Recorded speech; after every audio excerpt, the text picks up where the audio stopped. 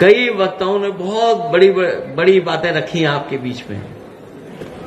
मैं उन सब से अपने आप को जोड़ता हुआ, आप सब जानते हैं तमाम राजनीतिक दल हैं, लेकिन इकलौती समाजवादी पार्टी वो पार्टी है जिसके नाम में ही समाजवाद है। जो प्रेम्बल में हमारा समाजवाद है वो हमारी पार्टी का नाम है।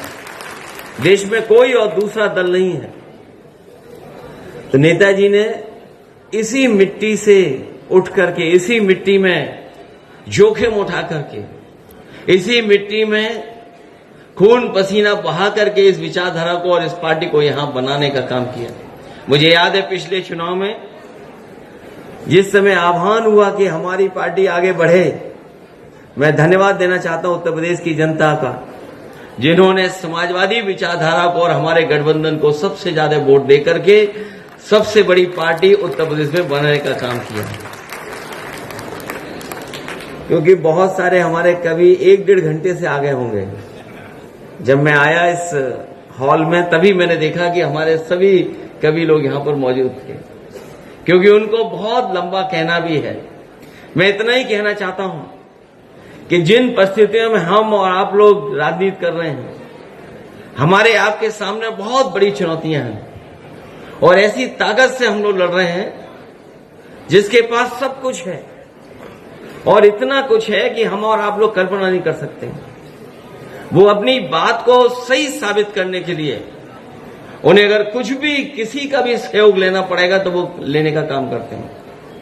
अभी हाल ही में आपने घटना देखी होगी जिस समय लोकसभा में बाबा साहब भीमराव अम्बेडकर जी के सम्मान में सभी दल के लोग एक हो गए और सत्ता में जो दल है उनके होम मिनिस्टर से माफी मांगना चाहते थे कि माफी मांग लें। आपने वो देखा होगा टीवी पर भी कि घटना को कैसे बदला उन्होंने। शायद जो सांसद लोग चोट खाए हैं वो हमारे बड़े बड़े एक्टरों को फेल कर चुके हैं। जो हमारे फर्रुखाबाद वाले सांसद हैं वो सर्टिफिकेट वाले सांसद हैं। वो वोट वाले सांसद नहीं है, जीते नहीं है, वो सर्टिफिकेट दिया गया है। और मैंने कई मौकों पर कहा कि अगर उन्हें इलाज की जरूरत हो, दवाई की जरूरत हो, तो जो सांसद नहीं बने हैं वो एक अच्छे डॉक्टर हैं, वो फ्री इलाज करा सकते हैं उनका। जो लोग सत्ता में हैं उन्होंने घटना करा करके देखो कहां डाइवर्ट कर दिया और एफआईआर भी दर्ज हो गई। और केवल इसलिए क्या, क्योंकि उनके पास तमाम लोगों का साथ है।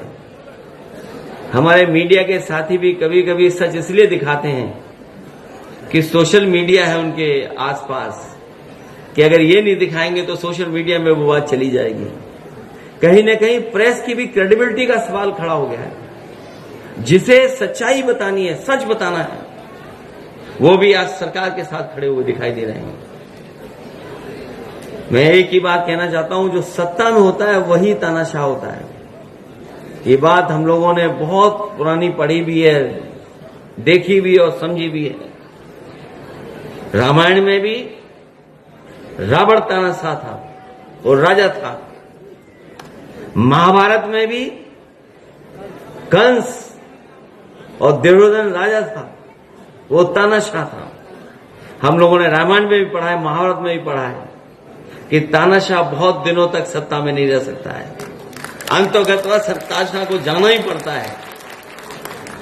जो तानाशाह सरकार में आज बैठे हैं, हो सकता है उन्हें लगता हो कि सरकार उनकी चलती रहेगी, लेकिन जनता भी देख रही है और समझ रही है। अभी तो लोकसभा में हिसाब किताब किया है, अभी जब विधानसभा का चुनाव आएगा तो न जाने कौन सा परिणाम आएगा, उनका पता ही नहीं लगेगा। इसलिए मैं आप सबका धन्यवाद देता हूं।